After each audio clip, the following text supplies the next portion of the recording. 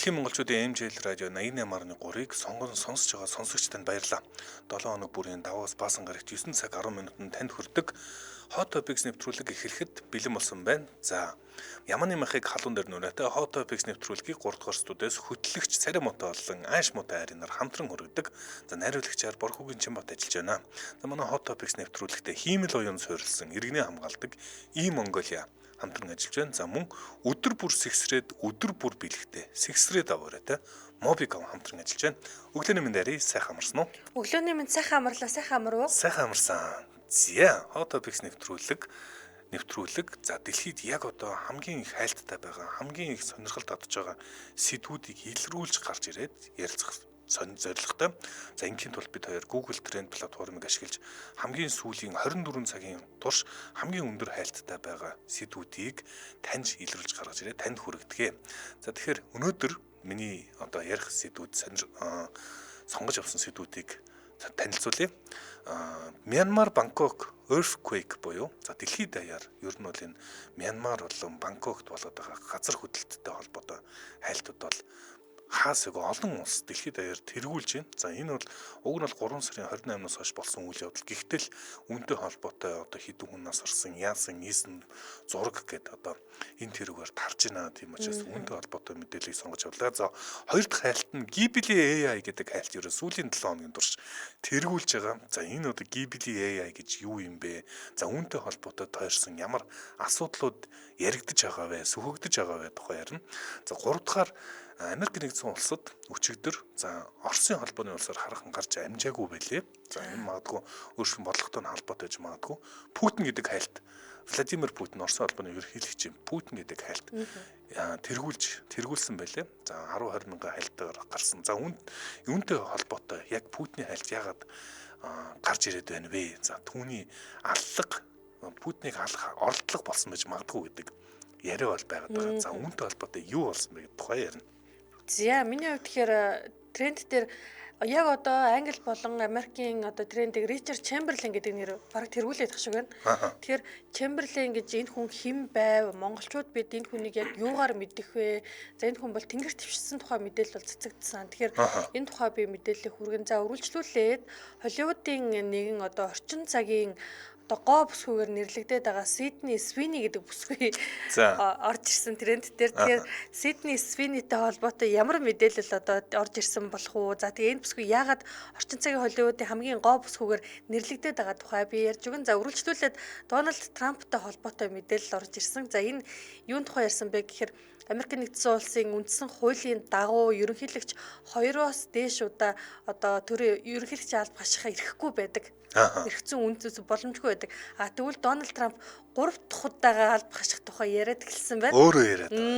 Өөрөө яриад тэгээ бас мөн энэ хэрхэн замаа засаж одоо тийм үү нэгэсэндээ үндсэн хуулиндаа өөрчлөлт оруулж одоо ерөнхийлөгчийн албыг 3 дахь удаага хаших тухай ингээд замаа засаж байгаа тухайнууд би бас мэдээллийг хүргэнэ. Одоо яг ингээ хуулиар өөртөө зориулаад ингээд дараагийн сонгогдох боломжийн замыг засах ажлыг бол дарангууллын зам гэж нэрлэдэг. Маш сонирхолтой одоо боломжтой юм уугүй юу тухай ярих бах тий. За, эхний сэдв. За, энэ бол дэлхийд даяар одоо хит болоод байгаа гэх юм уу хүн болгонд ингээд анхаарлыг татаад байгаа. За, та бүхэн үзсэн бол Таиланд болж байгаа Бангкокийн бичлэгүүдийг олон интернетээр тэр чигээр нь хараад байгаа.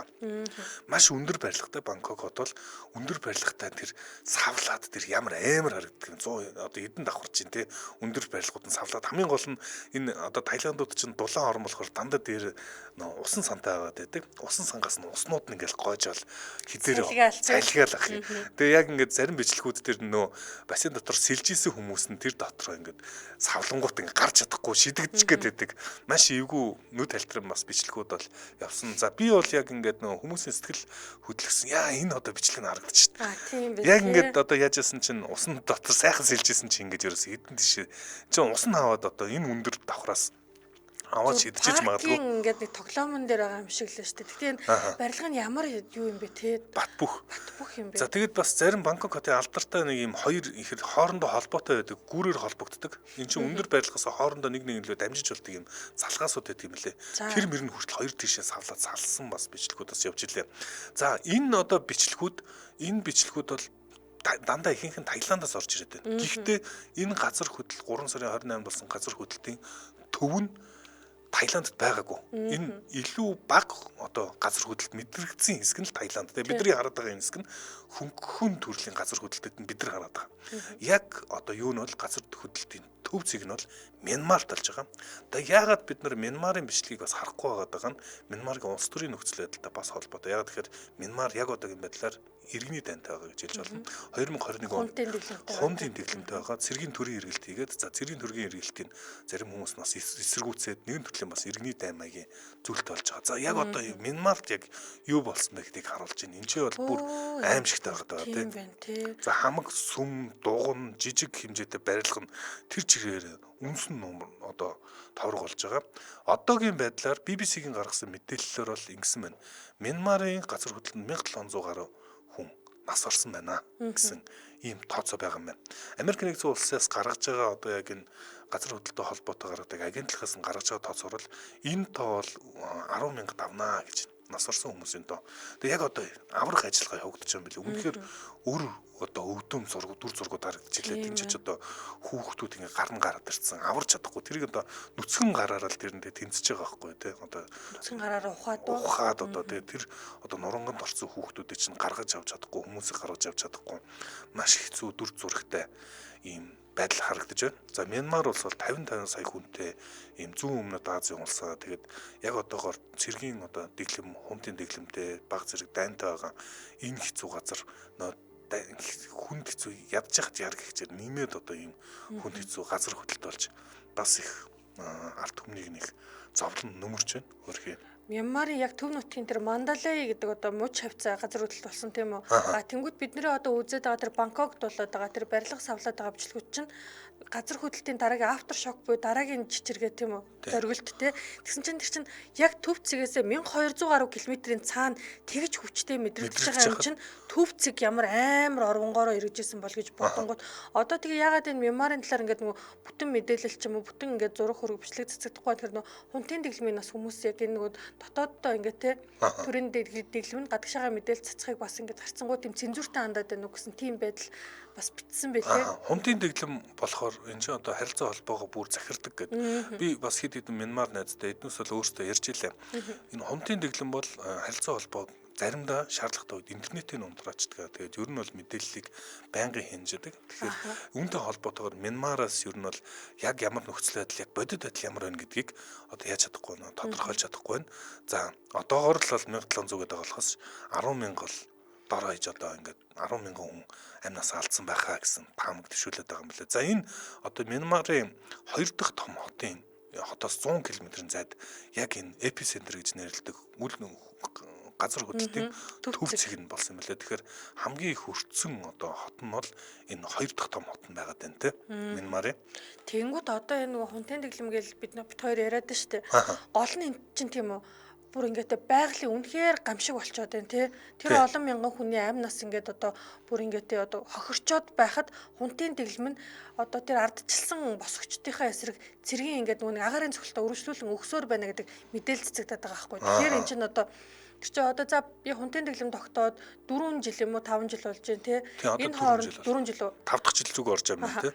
Тэгэнгүүт энэ хооронд чи одоо тэр нөгөө ардчилсан босгочд гэж нэрлэдэг байгаа шүү дээ. Ерөнхийдөө бол хунтын дэглэмийг татан унгаагаад ардчлалыг их орондоо авчрах хүсэлтэй тэр хүмүүсийн эсрэг одоо энэ иргэний дан гэж хэлээд байгаа иргэний дан өрнөд байгаа. Гэвчиг одоо юм те юутай байгалийн гамшиг болж байгаа үед тэгээд аарын цохилтоо ингээ үргэлжлүүлээд өгөөд идэх нь одоо бас ямар ч учиртай ингээ би яг түрүүн тэгэл бодож илээ л тоо. Эдгээр ч одоо ер нь бол хунтын дэглэм өөрийнхөө засаглалыг барьж үлдэхийн төлөө бүхэл зүйлээ одоо барьж ийн гэж хэлж одоо зарцуулж ийн гэж хэлж болно. Аимшигтай ийм одоо хүнд хэцүү нөхцөлд одоо ард өмнөтэйг өргөжлүүлэн одоо тэгээд дээрэс нь хунтын дэглэмтэй байгаа тохиол олон улсаас дэмжлэг авахд одоо тусламжийн дэмжлэг авахд бас асуудалтай болж байгаа. Хамаагүй хүмүүс очиод тусалж болохгүй. Энд чинь заавал хунтын дэглэмтэй уулзраа олж иж ярилцахлахаар бүх асуудлуудыг хунтын дэглэм юм хүндрүүлж байна гэж бас хэлж болно яалтчгүй. За иймэрхүү байдалтай Мянмарт үргэлжилж байгаа мэнэ. Яа энэ зүгээр би бол зүгээр ингээд яг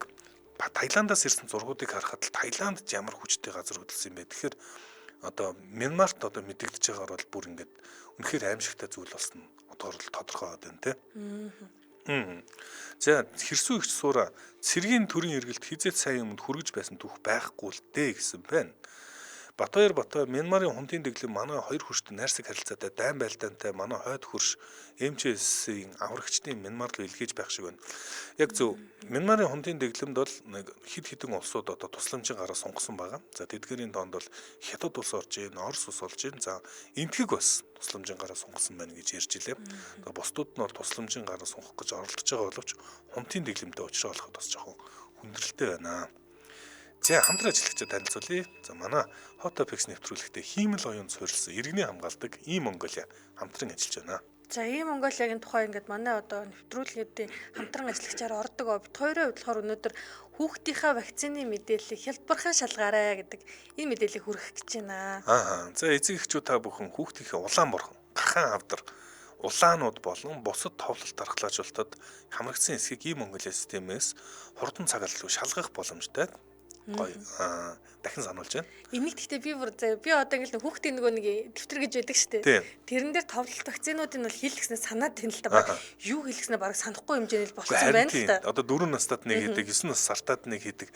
Тэр нь юуних байсан санахгүй байгаа даа. Тэгэхээр ингээд нэг вакцин дахин хийлгэж юм эсвэл вакцин хийлгээгүйгээ санаа зовоод байгаа бол E-Mongolia тэр болгоны бүртгэдэг юм байна. Гайхалтай. Тэгэхээр E-Mongolia чи интернеттэй орчинд 24/7 үйлчлэгийг авах боломжтой болсон. Нэмээд хурууны хээ, нүүр царай гэх мэтчлэн одоо биометрик таниж нэвтрдэг болсон. За аппликейшныхаа скан төвчийг ашиглаад компьютерт хэлбэрээр нэвтрдэг болсон.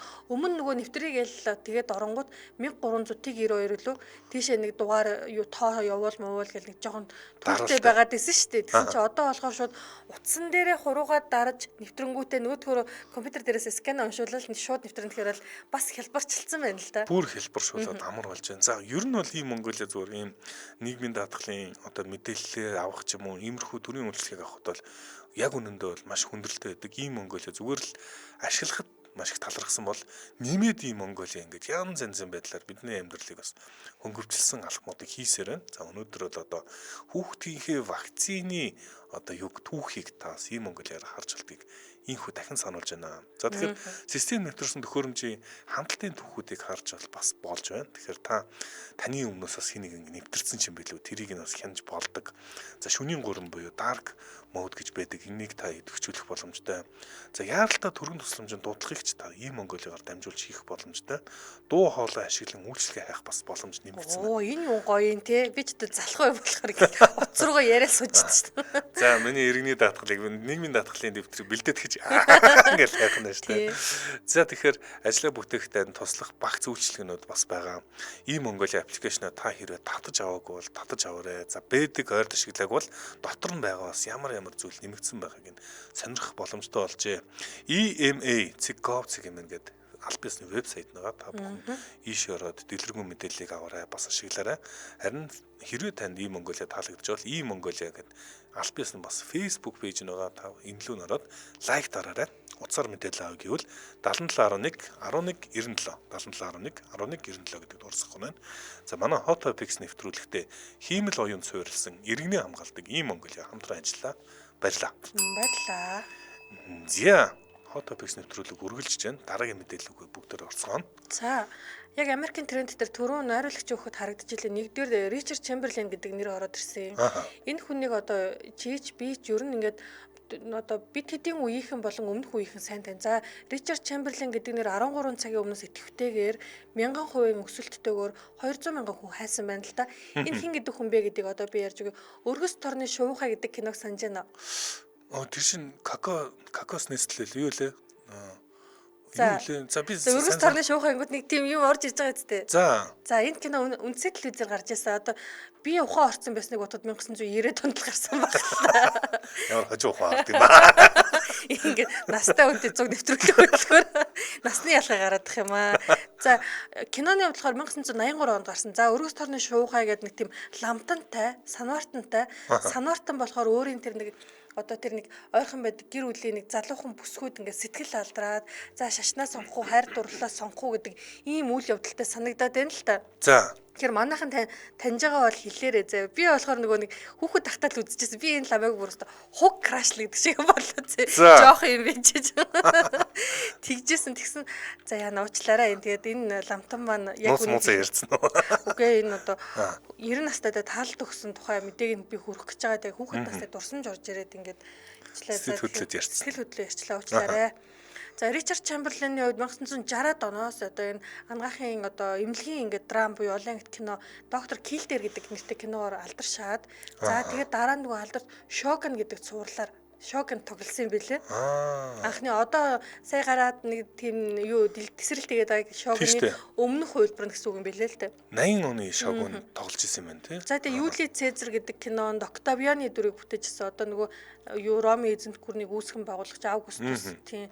За тэгээд одоо үргэлжлээ тэр одоо юун дээр 1983 онд дэлгэцэнд гарсан энэ Өрөөс торны шууха гэдэг кинонд одоо ламтны дүрийг бүтээжсэн. За үргэлжлүүлээд за чадраг 3 цэрэг гэдэг ингээд ер нь л одоо бүр ингээд тухайн үедээ те Америкийн дэлгэцэн ингээд нөгөө атхан бадсан жүжигчин байсан. Гэвчгийн жүжигчин маань бас ингээд би түрүүн ингээд мэдээлэлээ уншижсэн чинь ингэж байна.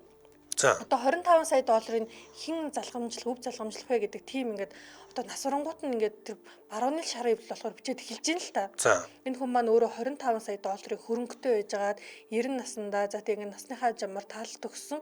Тэгээд одоо Ричард Чемберлений гэр бүлэнд хэн байна вэ гэсэн чинь ижил хүстэн байсан юм байна.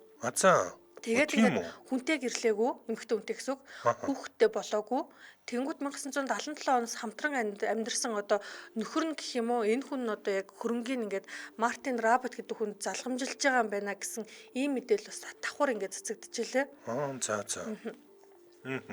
Мэдээг юм байна. За энэ хүн тэгэхээр ингэсэн байна. Гамбат гамби лампарида санвартан бол донтоо өгөн жаахан охин байхаас нь мэддэг байж завхарсан гэнэ үү? Энэ киноны дүрийг яриад байгаа юм шиг байна. Тийм л ах л та тий. Би тэр киног үзэж байгаагүй байна. Бүсгүүдээ бүр ингээд нэг тийм өөрөөс нь баг ингээд 20 ч юм уу насаар дүү бүсгүүд дурлаад. Тэгээд ингээд нэг бөөн хайр дурлал ламтан дурлахаас өмнө бүсгүүн дурлалсан байдаг лүү дээ. Манайхан сануул бичээрээ би ч тэр үуч нэг баг байсан болохоор тэгээд барин 50 л санаж байна. За лампарита ламтан гэдэг дүр гаргасан юм шиг байна тий. Яг одоо энэ зургийг өгч штэ энэ дэлгэцээр чи үзээгүй нөө энэ кино. Би үзээгүй юм байна. За энэ жүжигчин маань ингээд 90 наснда хорвогийн мөнх үсэг үзүүлжээ. За дараагийн мэдээлэл рүү бүгдээр орцгоё. Ghibli AI гэдэг хайлт ер нь түрүүжин 7 хоног жинго хайлт гарч ирээд байсан. Одоо ч гэсэн хайлт халуун хэвээрээ. За Ghibli гэдэг бол мэдээж хэрэг Hayao Miyazaki гэж алдартай Японы одоо кино бүтээгчийн одоо компани студи Ghibli гэж нэрлэдэг. За энэ одоо бидний мэдэх нөө гэрэл цохны чуулга, гэрэл цохны оршуулга. За миний мэдхийн нөгөө Spirited Away дэлхийн одоо яг Холливуудын биш хамгийн их орлого олсон бас киног Spirited Away гэж бас нэрлэдэг байдаг. За энэ хүүхэлдэйн кинонуудыг бүтээсэн гайхалтай одоо найруулагч тэгээд за би энэ одоо Hayao Miyazaki-гийн кинонд үнэхээр бүр хайртай, үнэхээр гоё.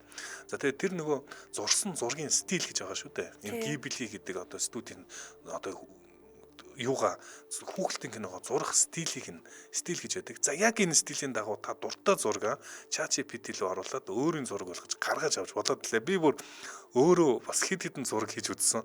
Одоо өөрийнхөө эрэх туссан дараагийн эрэхээ үрлээгээд ингээд бүгд ингээ хайгаад байна л да. За тэгээд хүн болгон ерөөсөө өөрсдийнхөө зургийг одоо Ghibli стил рүү шилжүүлээд за тэгээд профайл дээр тавьж ийн постн дээр Монголд ч гэсэн өчигдөр уржигдөр бол нэлээд олон хүмүүс ингээ Ghibli стил фэйсбүүкээр дүүрэн одоо Ghibli одоо гэдэг хайлтаар ороод тэгээд өөрийнхөө зургуудаа өөрчлөөд байлаа. За бүгчүүдийн групп хүртэл битүү Ghibli бүхөр дүрсэн гэж бодож чи. Тийм үү би орж анзаа. Бөө аниме бүгчүүд болсон юм жийсэн ш нэг харсан чинь. Тэгэл баахан зургуудаа Ghibli. Тэгээд сайн малт мань өчигдөрхөн Twitter дээр бичсэн байсан. За манай серверүүд бүр хайллаа гэдэг юм. Халаад одоо ингээд бүр хит халаа тэгээд хитрхи алахаар хайллаа гэдэг нь серверүүд нь үнэхээр хачаалт байгаа маань.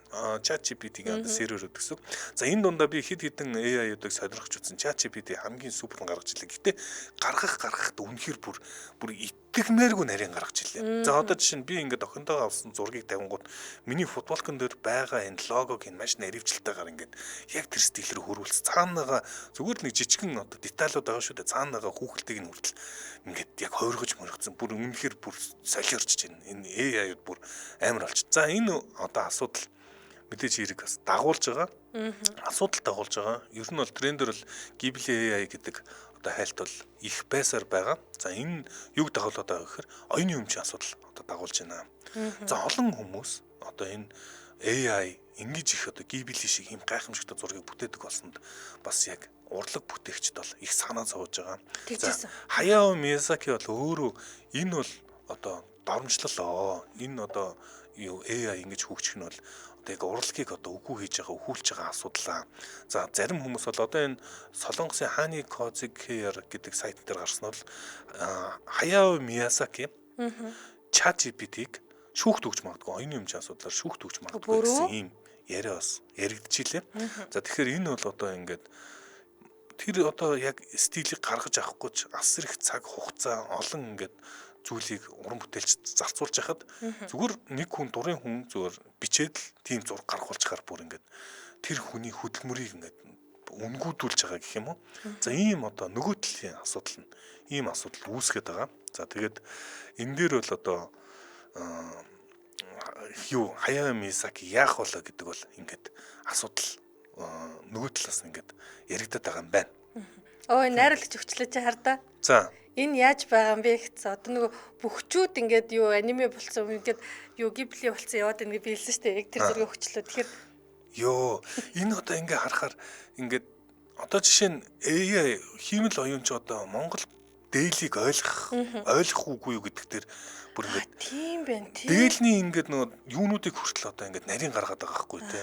Одоо энэ зодог шуудгийг харуулж шүү дээ. Энэ хүний одоо энэ сахлуудыг нь мэдчихээн, Монгол малгайг нь мэдэн, энэ малгайг нь ингээд чинээр зурсан юм шигээр маш нарийн ингээд бүтцтэйгэр ингээд зурчиж ийн гэхээр одоо хиймэл оюун ухаанууд бүр ингээд өнөөдрийн байдлаар үнэхээр бүр ингээд дараагийн төвшөнд гарч ид. За тэгээд би туршиж үзсэн. Зөвхөн гибели биш юм байна л да.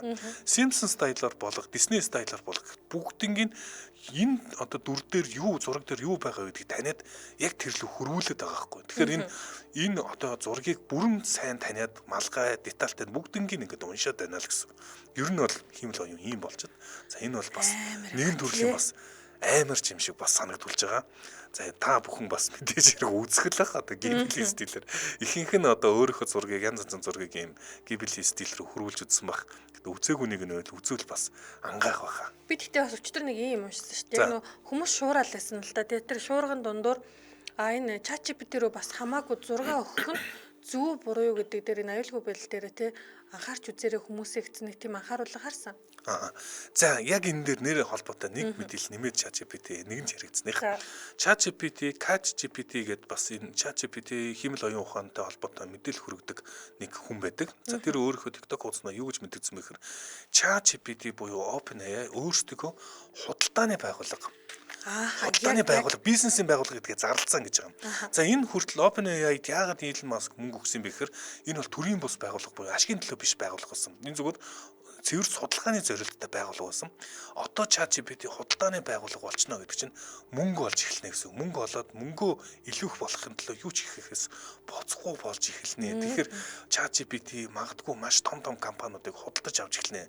За одоо жишээ нь одоо юу гэх юм манай одоо Монгол жишээ нь буулгал голомт ч юм уу эсвэл өөр ингээд байгууллагуудыг ашигладаг бүх аппликейшнуудыг худалдаж авч эхэлнэ гэсэн. Магадгүй хамгийн эхлээд финтекийн компаниудыг худалдаж авах байх. За ингэснээр яах вэ гэхээр ChatGPT би өөрийнхөө мэдээлэл хэлээд миний дансанд хэд байгаа вэ? За чи миний дансанд ерөнхийдөө зардлуудын тэ зохицуулчаарай гэдэг хэлэхэд таны өмнөөс гүйлгээнүүдийг хийдэг болж эхэлж магадгүй. Зүгээр дараагийн жишээ нь. За миний одоо юунуудыг ажлыг ингээд бэлтжээрэй гэдээ одоо хэлэнгүү таны өмнөөс хийдэг болох ч юм уу. Гэх мэтчлэн одоо ийм одоо үйлдэлүүдийг худалдааны байгууллага болсноор хийж эхэлнэ. Энэ одоо маш том одоо нүүдлээс энэ одоо саяхан 2-7 хоногийн өмнө худалдааны байгууллага, бизнесийн байгууллага ашигын төлөө ажиллана гэдэг зарлцсан. За одоо ингээд амар юм бэ те. Одоо жинхэнэ утгаараа нөө хиймэл оюуны хувьсгал гэдэг нь одоо яг эхлэх гэж байна. Одоо саяг хүртэл бол ингээд хиймэл оюуныг хөгжүүлж ирсэн эрдэмтэд за энэнийг бид нар бол болгоомжтой үзэх хэрэгтэй гэсэн бол одоо ChatGPT ичж зохихгүйгээр бид нар худалдааны төлөө хиймэл оюуныг мөнгөний төлөө ашиглаж эхэлнэ. Одоо юунд төлөө юунд ашиглаж эхэлнэ гэдэг одоо ингээд эхэллээ. Ажил дөрөв хувьсгал, интернетийн хувьсгал, одоо хиймэл оюуны хувьсгал гэж яг ингээд 90 дамнаал явах нь шүү дээ. Одоо энэ Мигагийн одоо төрсөн өдрийн зургийг нь ChatGPT-гээр хөгжүүлж оруулж ирсэн. Энэ одоо энэ бүр те цэцэг мэцхний бүх деталь гаргасан ямар ч одоо мэрэгжлийн одоо гибели зураач би бол дутхааргүй л хэмжээний юм гаргасан байна гэж бодож байна. За энэ ч одоо ингээд саяг хүртэл шоолдог байсан шүү дээ. Хүнийг зурхтаа ингээд 4-5 хуруудаа зурж гээ. За ингээд бичгийг танихтаа муу байна гэсэн чинь одоо ингээд бүр ингээд супер болчихж. Өсөрж जैन тий. Төгсөрч. Би одоо Мегагийн төрсөн өдөр дээр нь байсан хүний хувьд хэлэхэд яг энэ эргэн тойрных нь юм бүгд байна л та. Хүзүүнийх нь зүйлт нь хүртэл байна. Гол нь чэйжэн дээр нэсэн гима гэдэг үг л тут байна энэ дээр үнийг хэлэхэд. За ер нь бол технологи хөгжихээр олон хүмүүсийг ажлын байрг болгодог. Жишээ нь гар утас хөгжснөөр одоо зураг авдаг хүмүүс ч юм уу цагны зах зээл гэл олон зүйлсийг ингээд бизнесүүдийг үгүй хийдэг. За ийхүү хиймэл оюун бол дараагийн том хүн төрөлхтний алхам мөн. Ийхүү одоо ChatGPT гээд тэргүүлж байгаа энэ компани бол одоо бизнесийн байгууллага болчлоо. Одоо тэгээд эхний одоо хохирогч нь магадгүй юу болж Хаяо Миязакигийн хэлсэн студ болж тарж штэ тий. Хэрсүүгт сураа битсэн байна. Олоод эхэлчихсэн байна лээ. Би юм хэлэх гэхээр өөдөөс мөнгө нэхэд байна лээ мүү гүлээ гэж нэ. Үгүй би нэрээ үнэхээр яг сарын $20 гэдэг юм байлаа нөө бейсик төвшин нөлөө. Тэгээ тэрийг авитал гэж бодсон юм шүү дээ. Хойлгийнхын сонирхолтой. Би болохоор хов унших га 7 фунт төлсөн шүү дээ гэдэг шиг. За манай Hot Topics нэвтрүүлэгтээ өдөр бүр сэгсрээд өдөр бүр бэлэгтэй сэгсрээд аваарай Mobicom хамтран ажиллаж байна. За Mobicom-ийн хэрэглэгчид сонсогчдод гоё мэдээ дуулгая. Шинжлэлийн үеэр уцаа сэгсрээд баахан бэлэг аваад байсан сэгсрээд ав урамшуулал дахиад эхэлчихжээ. Манай Огийн өдрөө орсон. Игчээ би сэгсрээ сууж гэсэн ингэсэн сууж л шүү дээ. За Mobicom-ийн хэрэглэгч сэгсрээд ав гэдэг одоо урамшуул дахиад эхэлсэн байгаа. Mobicom-ийн зүгээс хэрэглэгчдээ өдөр бүр нэг удаа үнгүй сэгсэр хэрэг бэлгэлж байгаа. За та нар маань өдөр тутмын хэрэглээ болох нэгж датагаа авах, багцаа ахиулах, шин дугаар авах бүртээ сэгсрэх хэрэг нэмж авах юм байна. За энэ үйлдэл болгон дээр нэг удаа сэгсэрнэ. За та зүгээр гэж бодоод бас өдөр болгон сэгсрэх бас эрхийг танд өгч байна. За сэгсрээд азаа үзэх нь. За энэ тэгэхээр аздан болох боломжтой байна. Тэгэхээр яг одоо Mobicom аппликейшн нээгээд сэгсрээд баннер дээрээ дараад сэгсрээд өнөөдрийнхөө бэлгийг аваарай тий. За дэлгэрэнгүй мэдээллийг Mobicom Segment гэдэг вебсайтаас та бүхэн авна. За Mobicom бол аль бисны Facebook пэйж дээр та энд нь одоо лайк дараарай. Энэ манаас нэвтрүүлгийг дэмжиж байгаа даа. Яг ижил агаар нэг болно. Mobicom-ын лавлах утасны дугаар 2222 та өөр одоо оператороос залах бол 1822 гэдэг дугаар руу залгаарай. За манай нэвтрүүлэгтээ өдөр бүр сэгсрээд өдөр бүр бэлэгтэй орой. Сэгсрээд ав. Урамшуул одоо уриатагаар Mobicom хамтран ажиллаа. Баярлаа. Баярлаа. За дараагийн мэдээ рүү гараа. За чи одоо тун удахгүй зүгээр ийм зохиолтой ийм хүүхэлдэйн кино хийчих зөвхөн тань зориулсан зөвхөн тань таалагддаг киног тань зохиож өгөөд авах юм биш үү дээ. Одоо би юу штэ те охиндоо үлгэр уншиж өгөхдөө ChatGPT-гээс монголоор энэ Chrome-ийн болон дуртай дүрүүдэр нь үлгэр монголоор шүлэглээд бичээд өг гэхээр маш гоё ингээд сонирхолтой байдлаар ингээд бичээд өгч. Би тэрийг уншаал. Харин тийм тэгэл одоо ингээд дээрэс нь зургийг нь гаргаж чадчихээн. Ер нь хамгийн ихний нөгөө хохирогчд нь энэ урлагийн салбарын гэх юм уу? Entertainment салбарын байж дарах гэдэг юм те. Тэгтээ чи бүр ChatGPT үнэн тултал нь ашиглах юм а те. За дараагийн мэдээлэл рүү орцсон. За дараагийн мэдээлэл Холливуудын орчин цагийн хамгийн ингэжсэн яасан бэ? Гоё мэдээлэл ах шиг байсан. Би нэрийг харчаад гоё мэдээлэл л. Яг аригун гоё гэж байгаа бол манай эрчүүд л наашаа ирэхэндээ. За тэгээд орчин цагийн хамгийн одоо ингээд нөгөө хүсэмжит буюу дачаангуй эмэгтэй гэж нэрлэгдээд байгаа Сидни Свини гэдэг бүсгүйтэй холбоотой мэдээлэл ороод ирсэн. За Сидни Свини гэдэг бүсгүй маань за 2024 онд Anyone But You гэдэг нэртэй романтик энедмийн кинонд тоглоод за яг энэ кино нь болохоор $25 сая бүтсэн хэрнээ $220 сая олоод бокс офисоос 10 нуулсан гэсэн үг. Тийм. Тэгээд ингээд нөгөө бүр шууган болсон заяа. Ягаад тэр нөгөө яг кино гарсан даруйдаа нэг тийм өндөр өсрэлт хийгээгүй. Тэгээд энэ ч жоохон те бүтлэхүү за нэг дундаж хэмжээний кино болох юм байна гэсэн чинь нөгөө Сидни Свинитэй холбоотой те яг нөгөө хамтран тоглосон залуу хоёр үерхэж байгаа тухай мэдээлэл ингээл цацагдах болгоод киноных нь үзэлт нь өссөөр байгаа. За тэгээд $220 сая ингээд ялчгүй ингээд бокс офисоос олцсон байна л та. Бурхан зүг. За Сидни Свини яг юугаараа алдартай вэ гэхээр нөгөө ирчүүд ингэж яриад байдаг. Би бүр яг ингээд энэ миний бодол биш ингээд нөгөө интернет бичигдсэн байгаа те мэдэн дээр байгаа ирчүүдийн бодол шүү. Ингээд нөгөө Сидни Свинийг харахаар чэйж рүү нарсараа царайгийн тогтоодгүй гэдэг зэ. Ямар царайд хэлээ самдаггүй гэдэг.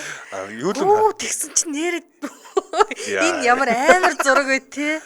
Чимба болж байгаа юм уу? За одоо чимба болж байгааг бол болжлаа юм хэлэхэд дээ. За энэ тэгээд ялч ч нөө том хөхтэй гэдгээр алдаршаад байгаа бүсгүй шүү дээ. Тэгээд одоо Euphoria гэдэг ингээд алдартай цувралд одоо HBO-гийн алдартай цувралд тоглож гарч ирсэн. За тэгээд одоо өөрөө болохоор яг бүсгүй ямар ингээд мэдээлэл цацагдаад олонний анхаарлын төвд ороод байгаа вэ гэсэн чинь Джонатан Давино гэдэг одоо өөрөөс нь 41 настай залуу гэдэг чинь өөрөөс нь 14 насаар ах залуутай үерхэд тэгээ бүр сүү тавьсан байсан юм байна. За. Гэсэн чинь энэ хоёр маань одоо бүр гэрлэн гэдгээ цуцлаад за ингээд бүгд сална гэж. Тийм бүгд сална. Оддын хов живийг мэдээлэгч TMZ сайт болохоор ингээд за энэ хоёр ингээд одоо сүүгээ цуцлсан гэдэг нь бол үнэн байна. Гол нь шалтгаан нь юу вэ гэдэг дээр чинь одоо шар мэдээллийн сайт чинь бужигнэ шүү дээ. Шалтгаан гэсэн чинь нөгөө Anyone But You гэдэг тэр нөгөө романтик комеди кинонд тоглосон Глен Паул гэдэг залуутай үерхгээс салчлаа гэдэг мэдээлэл нь цацагдаад ёо. Нэг нөгөөр нь салж байгаа юм байна тий. Яг одоо найруулж болохоор нөхрийнхэн зургийг өгөөд байна. Глен Паул гэдэг одоо бас нэг тийм нэлээд тийм нэг Клинт Иствуд дүрхүү царайтай тийм залуу бас Холливуудад нэлээд гарч ирээд байгаа. За Сидни Свини гэдэг би энэ нэрийг одоо яг үндэ киногоор нь үзээгүй. Твиттер дээр үзэж байхад одоо Сидни Свини гэж одоо супер гарч ирж байгаа юм байна. Сидни Свини ийм нэг ярилцлага саяхан өгсөн байсан юм байна. Би өргөжлүүлээд ч ийм секси чиглэлийн дүрээ бүтээсээр авах болно. Одоо хөхөөрөө тоглосоор авах болно ч л нэг тиймэрхүү гудгараас фэнүүд нь дөөрөлгөд хийсэн. Тэгээд тэднээс нь баярлж байгаа гоё. Өстой яг өргөжлүүлэл энэ дүрүүдээ гаргаж явах хэрэгтэй гэдэг фэнүүд нь бичсэн. Тэгэхээр гаргаж байгаа дүрүүд би тэр саяны хэлсэн нөгөө кинон тийм халуухан дүр гаргадаг юм уу?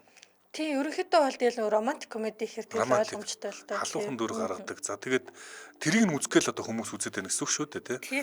Тэгээд Сидни Свини чинь бол одоо миний мэдхий ингээд нэг юм яг л одоо Меган Фоксын залгамж халааг авсан бүсгүй юм шүү дээ. Дэлхийн хамгийн халуухан одоо гэж яригдж байгаа бүсгүй гэж би ойлгоод байгаа. Тэнгүүт нөгөө мэдээж нөгөө бас ингээд одоо Холливуд нэлээд олон жил болсон те найруулагч ч юм уу продюсер эмэгтэйчүүд ингээд Сидни Свинийг эсрэг нэг тийм эсрэг ингээд юм ярьсан. Хэсэг ингээд нэг тийм компанид ажиллах юм яваад яагаад гэсэн чинь энэ царай муутай хүүхнийг яагаад ингээд том кинонууд тоглуулад байгаа юм бэ та нар гэж заяа. Хин царай муутай. Сайхан сэтгэлтэй өнөгтэй. Тэгсэн чинь нөгөө буцаагаад нөгөө эрчүүдийн бас нөгөө өмөөрөх юм яваад Сидни Свини бол үнэхээр гоё жүжигчээ те энэ ингээд те чадварлаг жүжигч шүү гэдэг ингээд нөгөө нилээ ингээд нэг хөвлөөр маргалцсан байхгүй одоо сая намар байна уу да баг. Тэг Свинийг л зөвлөдөө. Тэгээ одоо ийм сайхан сэтгэлтэй хүн ч одоо тэгээд одоо сайхан сэтгэлтэй. За энэ чи вау сайхан амт мөн тэр мөн би янз гинэ. Нэг юм эмэгтэй хүний нэг тийм эмэгтэйлэг дүр төрөх гэж байдаг шүү дээ. Нэг юм одоо юу хий одоо эстроген гэдэг эмэгтэй гормон ихэр ялгардаг таа ч юм уу нэг тийм ялдчгүй ингээд татах өвдөстэй төрсэн тийм хүмүүс гэж байгаад байдаг. Би авч яваа байдал ярьж байгаа байдлаас наахад. Одоо тэрийг бол Сидни Свинэд одоо хүмүүс ярьж байгаа бүр харамгүй баг илүүтэйгээр заяатсан гэх юм уу гэж яриад байдаг тий. Сүүд ивэрж байгаа юм шиг л. Сүүд ивэрж байгаа юм шиг л. За энэ харц марцсан байгаа л зүгээр байгаа л тийм амтан гэдгээ. За тэгэхээр Сидни Свини шинэ найз залуутай болж байгаа юм байна. За дараагийн мэдээлэл рүү бүгдээр орцгоё. Путин гэдэг хайлт тэргүүлж эхэлсэн. Тэгээд энэ тухай хамгийн сонирхолтой би сонирхож үзсэн Оросоор мэдээлэхгүй байна. Оросын талаас энэ мэдээллийг дараад байгаа бол тоо. Гэхдээ интернетээр телеграмаар видеонууд цацагдаад байгаа. За видео энэ нөгөө Hindustan Times дээр энэ тухай мэдээлэл гаргасан байлээ. Ямар мэдээлэл цацагдаад байгаа гэхээр энэ Путиний өөрийнх нь ундаг алтартай Аурус Сенат гэдэг юм машин байдаг юм байна. За лимузин машин байдаг. За энийг бас хүмүүс бэлэг болгож өгөөд байдаг. Оросуудын хийсэн машин гэдэг байгаа тийм. За энэ Москвагийн Facebook буюу тагнуулын газрын гадаах нь Путиний энэ машин дэлбэрсэн. Дэлбэр шатсан. За ингээд шатж байгаа бичлэгүүд нь видеонууд нь интернетээр баахан яваад байгаа. За энэ чинь харуулж байна тийм. За ингээд өөрөөр хэлбэл Путин энэ дотор бол мэдээж хэрэг байгаагүй. Гэхдээ энэ Путиныг алах оролдлого биш байсан байгаа юм да. Байгаамаа та гэдэг яриа байгаад байгаа. За тэгэд энэ Hindustan Times дээр гарч байгаа бол Путин бол ингээд ерөөсөө ялагдашгүй гэдэг дүр төрхөөр алдарштай шүү дээ. Ер нь хинч ойртуулж чаддгүй халдашгүй юм шиг. За энэ дүр төрхийг нь эвдэлж байгаа. Эвдэлж байна. Энэ одоо ингээд магадгүй ингээд бас ийм эмзэг юм шиг харуулж эхэлж байгаа. Ингэж харуулахыг хүсдэггүй. Эмзэг харуулахыг хүсэхгүй байгаа учраас Оросууд өөрсдөө энэ тухай мэдээлэхгүй байж магадгүй гэдэг ийм тайлбар бол тавьсан байлээ. За ямар ч тач энэ мэдээлэл нь бас их сонирхолтой. Саяхан Зеленский Путин л удаан наслахгүй гэд хэлсэн. За энэ магадгүй хаанаас нь явуулсан аллах орлого байсан юм биш үү? Ийм алдартай ийм хоёрт том. Энэ чинь хоёрт юм билээ. Тийм хоёрт. За ингээд цом нэвтэрдэггүй. За ийм машин дэлбэрнэ гэдэг чинь энэ одоо бас нэг цайны ор бишээ гэд. Тэгээ бичлэгүүд нь ингээд тараад Путиныг алах орлого олсон уу гэд хүмүүс сонирхоод ингээд хайгаад байгаа юм билээ. Яа, гэхдээ аврус дэлбэрээ шатна гэдэг үл чинь бүр тэгээд тагнуулын төв газрын гадаа гэсэн үсэ. Тийм тагнуулын ФСБ гэж байдаг. Федеральны служба безопасности гэдэг. Энэ Оросын тагнуул. Дотоодын аюулаас хамгаалах гэдэг. Тийм, дотоодын аюулаас КГБ-гийн юг авсан. Одоо Путин бол нэгэн хэсэгт өөрөө ФСБ-гийн ажилтан байсан. За энэ одоо байгуулахын гадаа Путиний ундаг машинуудын нэг. Зөвхөн энэ машиныг ундагчлээ. Бас хэд хэдэн машин байдаг юм шиг байна. За тэгээд тэр ундаг яг өөрийнх нь ундаг машин сууж явдаг машинуудын нэг Сенат авротно. Одоо яг энэ бичлэг нь харагдаж байна. Зураг нь харагдаж байна. Энэ дэлбэрсэн байна. Москвада. Айхтай тий. За тэгсэн чинь хэрсүү их цуура энэ бол дотроосоо шүү гинэ. За Москвад нь энэ дэлбэрэлт бас болсон байна. Дараагийн сэдвлэг орцгоно. За Америкийн нэгдсэн улсын 47 дахь ерөнхийлөгч Дональд Трамп буюу манай ах. Ари ахаа ярихгүй яг өвөлдөхнүүдээ л гэж бодсон. Ярьж шүү. Яарлаа штэ би бүр.